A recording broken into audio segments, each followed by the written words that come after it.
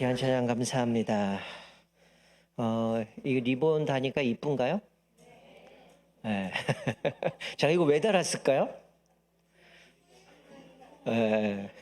제가 초등학교 학교 들어갔을 때 여기다 손수건 달고 학교 갔던 기억이 나는데, 여러분 이 리본을 단 거는 우리가 계속해서 여기에도 보면 하나님 선물 리본이란데 좀 이미지를 연결한 겁니다. 언어유인데 우리가 이제 리본이라는 이것을 보면서 우리가 리본 거듭난다, 뭐 중생 이런 단어인데 하나님의 선물이라고 하는 건 하나님이 우리에게 주신 뭐 가족들 또 지인들, 이게 이제 하나님께서 우리에게 맡겨진 영혼들인데 그 영혼들에게도 하나님의 은혜 또 하나님의 구원의 감격들을 좀 같이 나누고 싶은 마음을 가지고 우리가 주제를 하나님의 선물 리본이라는 것을 통해서 이제 제가 오늘부터 이제 11월 19일까지 계속 이걸 찰 겁니다.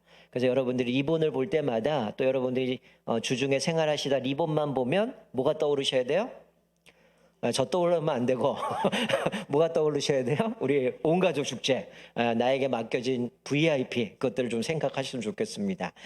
우리가 교회에서 일을 할 때는 두 종류의 사람이 있는 것 같습니다. 한 사람은 자기의 힘과 지혜로 일하는 사람이죠. 여러 가지 경험들 또 지혜를 가지고 그것이 자기의 자산이 돼서 자원이 돼서 그것을 일하는 사람이 있는가 하면, 또 어떤 사람은 자기에게 힘과 지혜가 있지만 하나님께 묻고 하나님의 능력을 통해서 일하는 사람입니다. 경험도 많고 또 지혜도 있지만 그 일을 하는 시점에 하나님이 필요한 것들이 무엇인지를 늘 물으면서 하나님 앞에서 그 일들을 감당하는 거죠. 그러니까 내 힘이 아니라 하나님의 일을 감당하는 거죠. 우리 사랑하는 천산의 모든 성도님들은 내 힘이 아닌 하나님의 능력으로 주님의 일을 감당하시기를 주님의 이름으로 축원드립니다. 스가랴 4장 6절 말씀에 보면 스룹바벨이 이제 포로에서 이제 돌아가서 성전을 건축하려고 할 때 하나님이 이렇게 말씀해요. 이는 힘으로 되지 아니하며 능력으로 되지 아니하고 오직 나의 영으로 되느니라. 성전 건축이라는 것은 사람의 열심으로 되어지는 게 아니라 하나님의 능력으로 되어지는 것이다 라고 말씀합니다. 여러분, 미국의 9세기에 가장 뛰어난 복음 전도자여 설교자였던 무디가 있습니다. 이 무디는 가난한 노동자의 가정에서 태어났고 어린 시절 아버지는 알코올 중독자였기 때문에 좀 힘든 시기를 보냈습니다. 그리고 초등학교밖에 교육을 받지 못했지만 이 무디는 누구보다 성령으로 충만했던 사람입니다.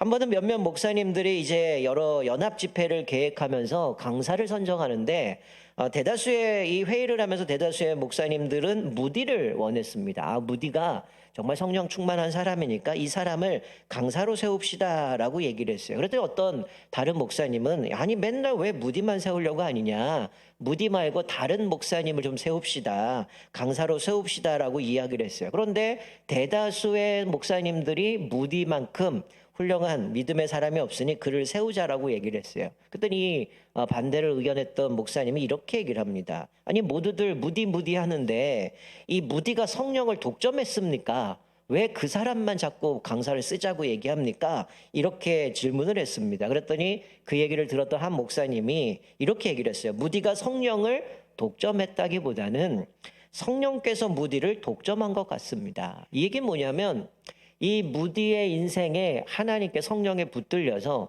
성령이 그를 인도해 가신다는 거죠. 자기의 모든 것을 성령님께 의탁하고 성령의 이끄신 가운데 그 일들을 감당했다라는 것이죠.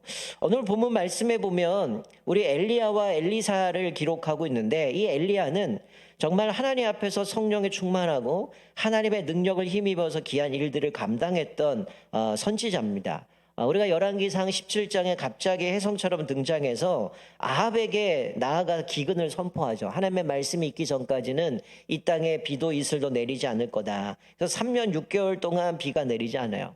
그리고 18장에서는 바알의 본고지와 같은 갈멜산에서 누가 진짜 참 하나님이신가를 대결하죠. 바알과 아사라 850명의 선지자와 이 엘리야와 싸워서 내가 섬기는 여호와만이 진짜 참 하나님이다라는 것을 그 대결을 통해서 온 천하에 드러냈던 사건입니다. 그리고 19장에 가서는 하나님께서는 이제 엘리야에게 엘리사를 후계자로 삼고 아람의 왕을 세우고 이스라엘 왕을 기름 부어 세우라고 말씀해 줍니다.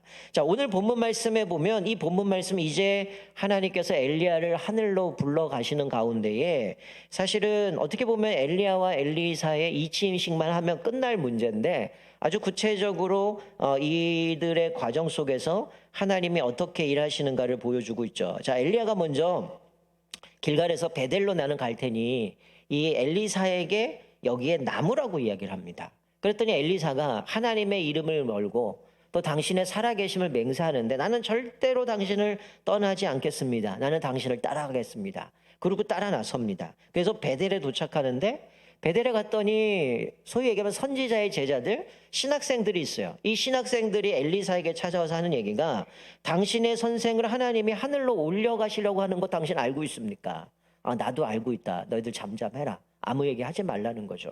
그리고 나서 베델에서 이제 여리고로 또 엘리야가 가겠다고 하면서 엘리사에게 여기 머물라고 얘기를 해요. 그랬더니 똑같이 얘기합니다. 나는 하나님의 이름을 걸고 또 당신의 살아계심을 맹세하고 나는 당신을 절대 떠나지 않겠습니다. 나는 따라가겠습니다. 그래서 베델에서 여리고로 갑니다.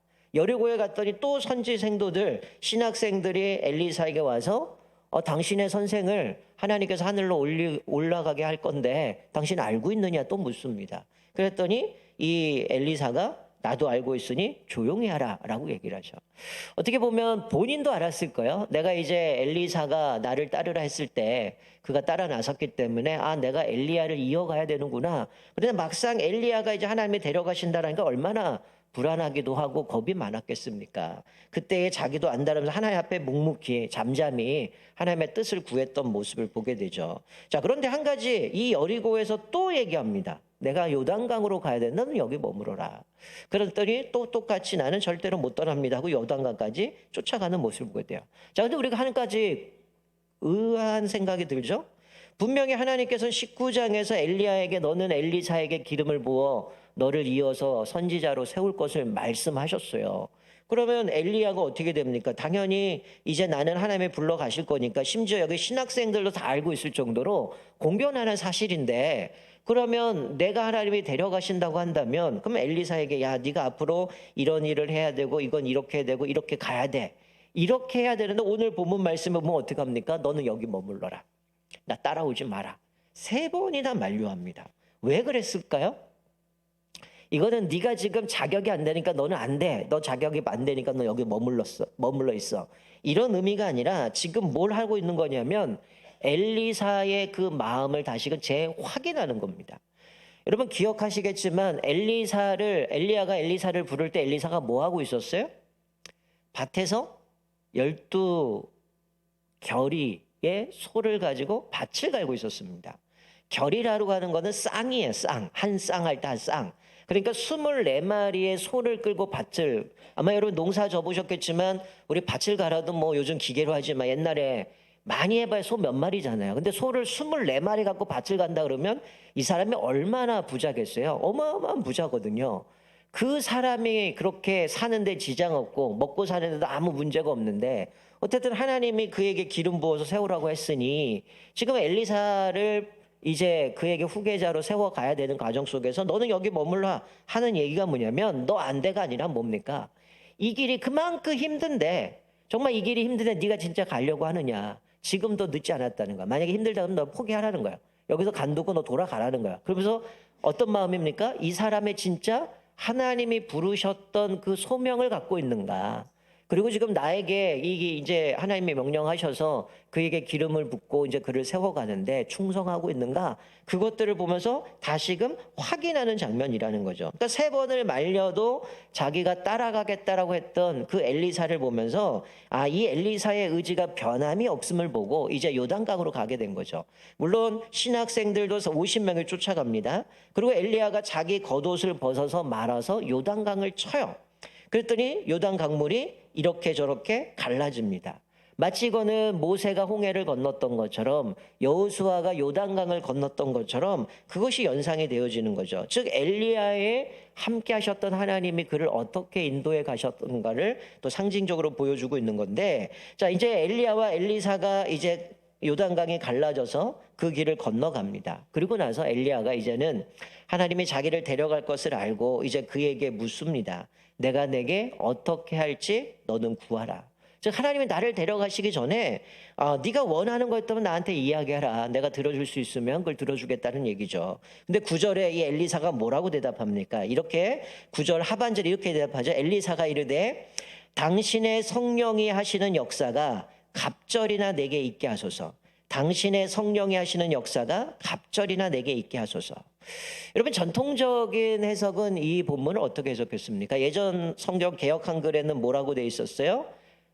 갑절의 영감을 주옵소서 이렇게 번역이 돼 있었거든요. 제가 신학교 들어간 게 93년인데 93년도에 신학교에 입학해서 개강 수련을 합니다. 그때 외부 강사였는지 교수님인지 가물가물하긴 한데 그 목사님이 설교를 하시면 이 본문을 갖고 설교하면서 뭐라고 얘기했냐면 이 엘리야가 이렇게 승천할 때 엘리사가 하나님 앞에 갑절의 영감을 구했는데 우리도 그렇게 영감을 구해서 하나님 앞에서 크게 쓰임 받아야 되는데 우리는 2배 갖고 안 된다.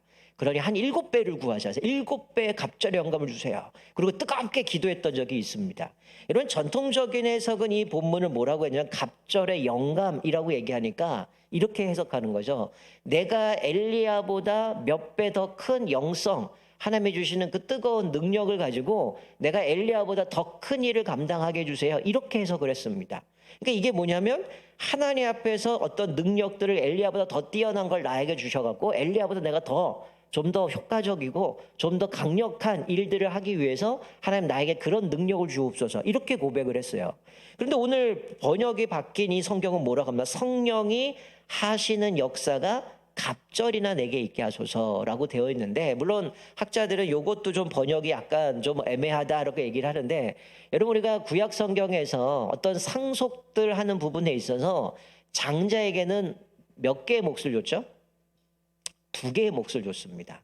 장자라고 할 때는 너는 장자니까 보통 2개의 몫을 주는데 바로 여기서 이야기하는 갑절이라고 하는 얘기는 바로 그것을 이야기하는 거예요. 엘리야보다 더 뛰어난 2배의 어떤 영성, 2배의 어떤 능력을 주옵소서라고 얘기하는 게 아니라 지금 엘리사가 구하고 있는 것은 뭐냐면 이 갑절은 두목, 즉 상속권과 연결시켜서 이제 내가 당신은 하나님이 부르셔서 하늘로 가게 되지만 내가 당신의 후계자, 내가 당신의 수제자로 내가 이 믿음의 계승자가 되게 해 주십시오라는 고백이에요. 그러니까 나에게 능력을 몇 배 더 주세요가 아니라 하나님 앞에 내가 당신을 이어서 믿음의 계승자로 이 사역을 감당할 수 있도록 나에게 은혜를 주옵소서 이런 고백을 하는 겁니다. 그랬더니 엘리야가 뭐라고 얘기해요? 네가 나에게 많은 걸 요구한다. 왜 그래요? 이거는 엘리야가 주는 게 아니라 누가 주는 겁니까? 하나님이 그에게 능력을 주셔야 되고 하나님이 그를 세워주셔야지만 그 일을 감당하기 때문에 그것을 많은 걸 요구한다고 하는데 이런 얘기를 합니다. 네가 내가 승천하는 것을 보면 그렇게 되겠지만 네가 내가 승천하는 걸 보지 못하면 그것이 허락되지 않을 것이다. 즉 이건 하나님이 하시는 거지 내가 해주는 것은 아니라는 거죠.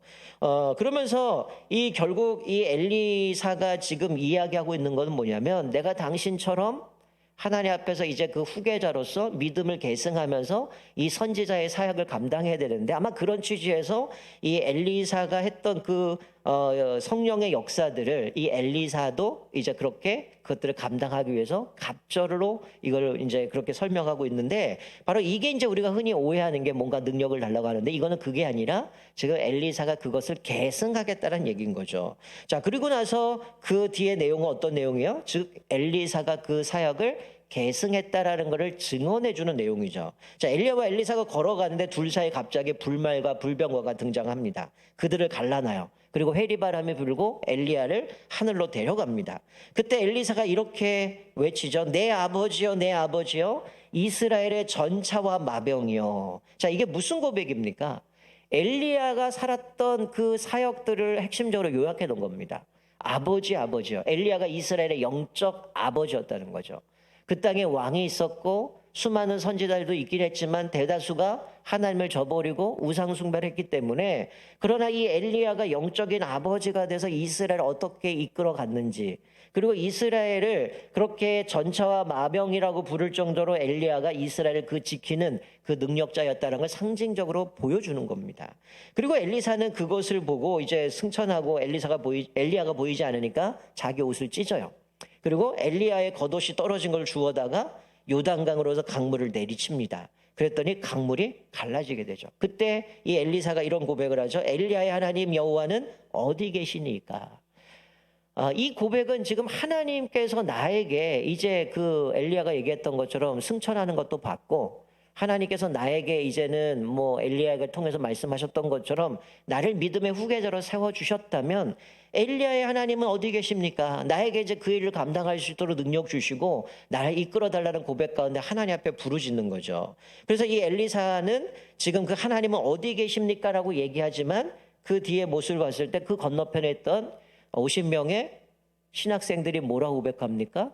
요단강이 갈라지고 그렇게 하나님의 능력이 이 엘리사와 함께하는 모습을 보면서 그가 고백했던 것처럼 성령님이 하시는 역사가 엘리사에게 임했다라고 고백하면서 엘리사 앞에 와서 엎드리고 그에게 경배하는 모습을 보여주는 거죠. 그게 이제 공식적으로 엘리야에서 엘리사에게 이제 그 사역이 승계가 되어지고, 이제 하나님 앞에서 이 엘리사는 하나님의 능력이 엘리사에 함께함으로 인해서 이제는 이스라엘에 남아있는 백성들을 엘리사를 통해서 보호하시고 그들이 믿음으로 하나님을 섬기게 될 것을 말씀하는 거죠. 그래서 오늘 본문 이후에 바로 등장하는 게 뭡니까? 엘리사를 통해서 기적을 일으키십니다. 우리가 엘리야가 여러 가지 기적도 행하고 또 죽은 자를 살렸던 것처럼 엘리사의 사역을 보면 사실은 엘리야보다 더 많은 이적들을 행했고요. 또 사람을 살리는 것도 엘리야는 한 명을 살리지만 엘리사는 2명을 살리는 모습 가운데 성령의 역사가 엘리사에게 함께 하셨던 모습을 보게 됩니다. 사랑하는 성도 여러분, 사실 우리가 살아가는 이 시대에는 엘리사가 살았던 그 시대보다 더 악한 시대를 살아갑니다. 그 당시에는 뭐 바알과 아세라, 뭐 여러 이방 신들을 섬겼는지 모르겠지만 우리가 지금 살아가는 이 시대는 모두가 다 신이 돼버렸어요. 각자 자기 소견에 오른 대로, 자기가 하고 싶은 대로, 절대 진리도 없고 자기가 중심이 돼서 모든 걸 자기가 결정합니다. 자기가 신이 돼서 내가 원하는 것, 내가 추구하는 것들을 살아갑니다. 오늘 최근만 해더라도 끊임없이 뉴스에 등장하는 여러 가지 사건들 보면 충격적인 이야기들 많죠. 분노 조절도 안 되고 감정 조절도 안 되고 여러 가지 공허함들, 그러다 보니까 극단을 치닫게 되어지고 완전히 뭐 의도적으로 누구를 죽이려고 하는 모습 가운데 끊임없는 비참한 일들이 일어나게 되어지는데, 하나님의 사람은 이 시대의 아픔을 외면해서는 안 된다라는 거죠. 이 엘리사가 이제 그 사역을 계승하고 이제 믿음의 계승자로 이 일들을 감당하면서 이제 우리가 앞으로 살펴보겠지만 엘리사는 그 시대에 여전히 악을 행하는 이 우상 숭배하는 그것들을 보면서 어떻게 이스라엘 백성을 하나님의 백성으로 세워갈 것인가를 계속해서 성경은 말씀해 주고 있습니다. 어쩌면 이 시대는 끊임없이 우상 숭배, 그리고 자기가 주인이 되고 자기가 신이 되어져서 하나님을 저버리고 자기 욕망으로 극을 달하고 살아갑니다. 여러분, 언제부턴가 우리나라에 끊임없이 마약이라는 게 등장하잖아요.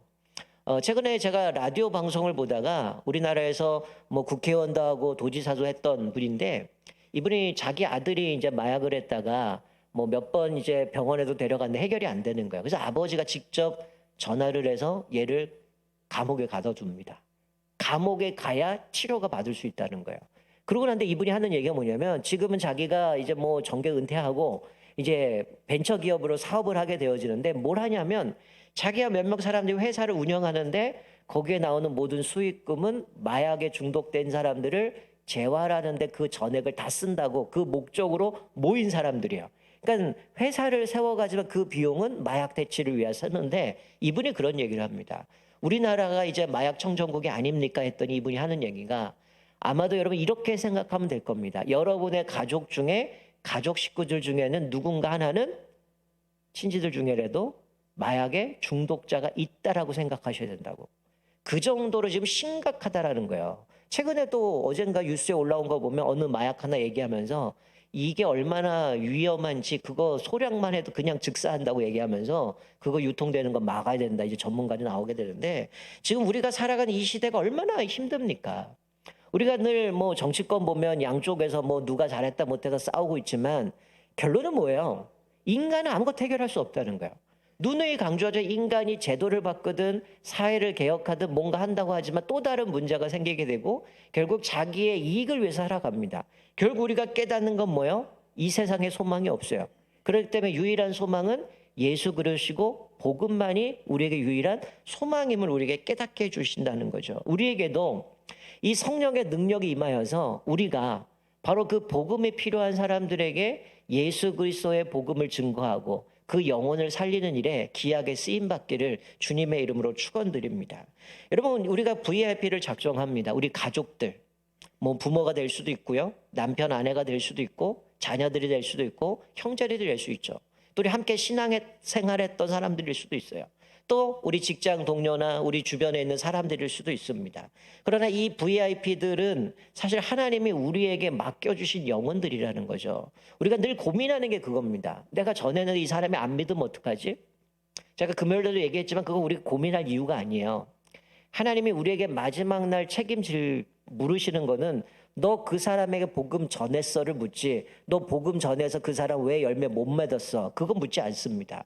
사도 바울이 얘기하는 것처럼 나는 심었고 물을 주고 자라게 하시는 분 하나님이라는 거죠. 우리는 어떤 걸 가정합니까? 저 사람도 하나님이 선택하셨다라는 그 가정을 갖고 있는 거야. 그래서 모든 사람, 하나님이 누구를 선택했는지 우리는 알 수 없기 때문에, 하나님의 주권에 있기 때문에 모든 사람에게 복음을 전하는 겁니다. 하나님이 그 사람을 선택했다면 그 사람이 열매 맺게 하실 거고, 그렇기 때문에 우리는 때를 얻든지 못 얻든지 간에 하나님의 나라의 복음을 증거해야 된다라는 거죠. 우리가 사도행전 1장 8절에 있는 것처럼 오직 성령이 너희에게 임하시면 너희가 권능을 받고라고 얘기해요. 하나님의 능력을 덧입어서 우리가 복음을 담대히 증거하는 겁니다. 내가 이 전하는 게 전하다가 꼬이면 어떡하나, 그 사람이 안 받아들이면 어떡하나, 이거 고민할 필요 없습니다. 성경은 뭐라고 얘기해요? 전할 말씀을 준비하라고 얘기했고, 우리가 전할 때에 전할 말을 우리의 입술에 주셔서 하나님이 성령의 역사에서 우리로 하여금 담대하게 복음을 전할 수 있게 한다는 거예요. 여러분, 사실 우리는 이 엘리사처럼 우리에게 기름을 부음받아서 선지자로 뭐 계승한 사람은 아니에요. 근데 예수님이 이 땅에 오셔서 하신 사역이 뭡니까? 하나님 나라의 복음을 선포하셨다는 거예요. 그 사람들은 인간 취급하지 않았던 세리와 죄인들에게 예수님은 말씀을 전하시고 그들과 식탁을 같이 교제하시면서, 제가 금요일날 말씀 나눴던 부분이지만 예수님은 그들을 찾아다니시면서 복음을 전했다는 거예요. 근데 예수님이 우리 죄를 위해 십자가에 못 박혀 돌아가시고 승천하시면 우리에게 뭘 말씀하셨습니까? 너희는 가서 모든 족속으로 제자를 삼아 아버지와 아들과 성령의 이름으로 세례를 주고 내가 너에게 분부한 모든 것을 가르쳐 지키게 하라. 이게 하나님이 우리에게 주신 지상 명령이잖아요. 그러니까 사실은 우리는 뭐 예수님의 그 사역을 우리는 그대로 계승받은 사람입니다. 그러니 이 복음을 전하는 일은 이 온가족 축제 때만 하는 게 아니라 뭐예요? 주님 오시는 그날까지 우리는 때를 얻든지 못 얻든지 만나는 사람들에게 부지런히 하나님의 말씀을 선포하고 증거해야 되는 거죠. 우리가 뭐 지난주도 말씀드린 것처럼 예수님이 더디 오시는 이유가 뭡니까? 한 명이라도 더 회개하고 그들이 주님 앞에 회개하고 돌이켜서 하나님의 자녀가 되는 걸 원하시기 때문에 더디 오시고 있다라고 얘기를 하고 있어요. 그게 아버지의 마음이라고 얘기했습니다. 우리가 오늘 말씀을 보면서 우리에게 주시는 그 하나님의 사명들을 얼마나 감당하고 있습니까?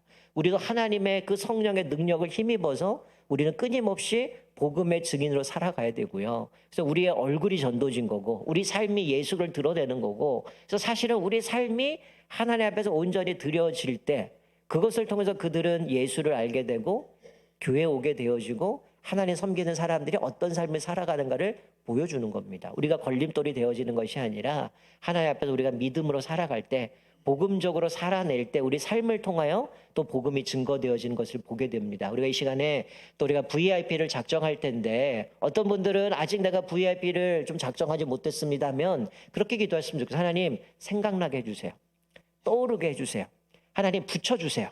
그래서 내가 복음을 전할 수 있는 사람들을 붙여주시고 생각나게 해주셔서 그 영혼을 품고 내일부터 시작되는 119 기도를 통해서 하나님 그 영혼을 품고 하나님 앞에 기도하기 원합니다 라는 고백 가운데 준비되셨으면 좋겠어요. 내가 지금 작성하지 못하더라도 여러분이 생각날 때마다 그걸 적으시고 뭐 주중에 오셔서 교회에다 오실 때에 함에다 제출하시면 되고요. 아마 여러분들이 이제 제출하시면 다음 주쯤 되면 저 올라올 때 보셨죠? 생명 감사나무 거기에 열매로 맺혀 붙어 있을 겁니다. 그래서 우리가 그 한 사람 한 사람을 생각하면서 기도할 텐데 우리 잠깐 영상 하나 보고요. 우리 VIP 작정하도록 하겠습니다.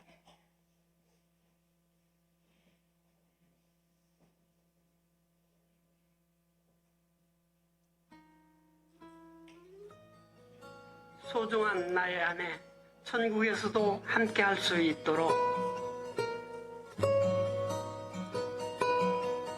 소중한 나의 딸, 천국에서도 함께할 수 있도록 소중한 나의 아들, 천국에서도 함께 할 수 있도록 주 나의 이름 소중한 나의 엄마 아빠 천국에서도 함께 할 수 있도록 나의 이름이 존귀케 소중한 나의 남편, 주 내가 천국에서도 함께할 수 있도록 잃어버린 소중한 이웃 천국에서 함께할 수 있도록.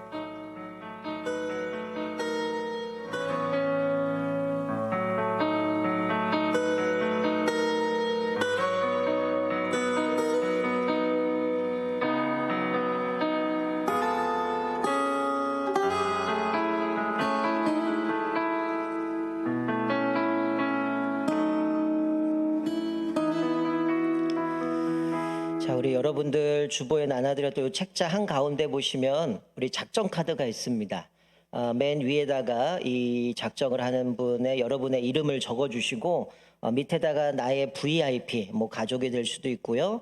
또 우리 교회 성도님일 수도 있고요. 또 지인들도 될 수 있는데 거기다 이름을 적으시고 관계가 어떻게 되는지 혹시 볼펜 필요하신 분들 우리 교육자와 안내하시는 분들께 볼펜을 받아 적어주시고 또 이 시간 뭐 작성할 텐데요. 혹시 내가 3명이 넘어간다 그러면 그 밑에다 더 적으셔도 됩니다. 적으시고 또 아직 내가 작정하지 못한 분들은 또 주중에 기도하셔 작성하셔서 또 교회 오실 때 또 저 함에다가 또 전달해 주시면 거기다 그걸 취합을 해서 우리 열매에다 달도록 하겠습니다. 혹시 그런 분들이 있을 수 있어요. 내가 혹시 누구를 적었는데 딴 사람이 또 그 사람을 적으면 어떡합니까? 어떻게 해야 되죠? 땡큐죠. 그 사람을 위해서 여러 명이 같이 기도하고 그 사람을 또 같이 복음을 전하려고 하는데 그건 귀한 일입니다. 그 영혼을 놓고 우리 같이 기도할 수 있는 거니까 그건 문제가 되는 건 아니니까 그렇게 생각하시고 또 거기다가 VIP에다가 누굴 적으면 안 돼요? 제 이름 적으면 안 됩니다. 무슨 얘기냐면 교회 다니는 사람 예수 믿는 사람 적는 게 아니고 안 믿는 사람 적는 겁니다. 이 한국교회의 잘못된 패단 중에 하나가 수평이동이에요. 옆에 교회 열심히 다니고 있는데 야 우리 전도 행사 있으니까 우리 교회 가자. 이거 아닙니다. 안 믿는 사람들 또 신앙생활한다가 주저앉은 사람들을 전도하는 것이지 옆에 있는 교회 데려다가 우리 교회 뭐 부흥했어 이거 아닙니다. 그건 또 헛수니까 그게 아니고 진짜 죽어가는 영혼들을 살리는 일에 또 우리가 이름을 적고 같이 기도하셨으면 좋겠습니다. 우리 이 시간 우리 적을 텐데 우리 이름을 적으시고 또 우리 옆에 있는 안내하시는 분들에게 이거를 작성한 거 또 제출해 주시면 좋겠습니다. 우리 잠깐 이름을 적겠습니다.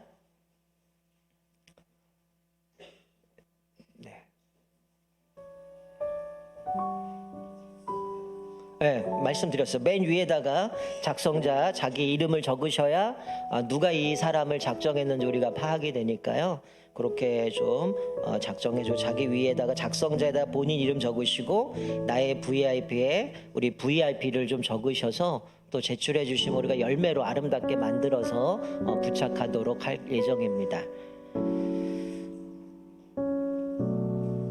자, 우리가 아까 말씀드렸던 것처럼 이제 내일부터 저희가 오전 9시에 119 기도가 시작이 될 겁니다. 우리 공동체 성경 읽기 하는 것처럼 아마 단톡방이든 뭐 구역방이든 톡으로 이제 전달이 되긴 할 텐데요. 우리가 매일 우리 한 영혼을 품고 우리가 매일 하루 9시에 그들을 위해서 기도하는 거고요. 왜 오전 9시냐면 이제 11월 1일부터는 저희가 다니엘 기도를 하면 저녁 9시에는 여기서 같이 기도회를 하거나 말씀을 듣고 있기 때문에 그 시간에는 맞출 수가 없어서 저희가 오전 9시로 맞춘 거니까 그거는 참고해 주시면 좋겠습니다.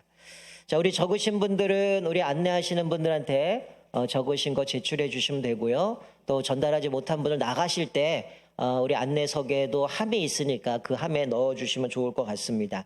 자, 우리 시간 같이 한번 기도했으면 좋겠는데요. 우리 지금 작성한 우리 VIP를 놓고 기도하겠습니다. 하나님, 내가 지금 작성한 이 한 분 한 분 영혼들이 정말 이 온 가족 축제를 통해서 또 내가 내일부터 119 기도를 통해서 그들을 품고 기도합니다.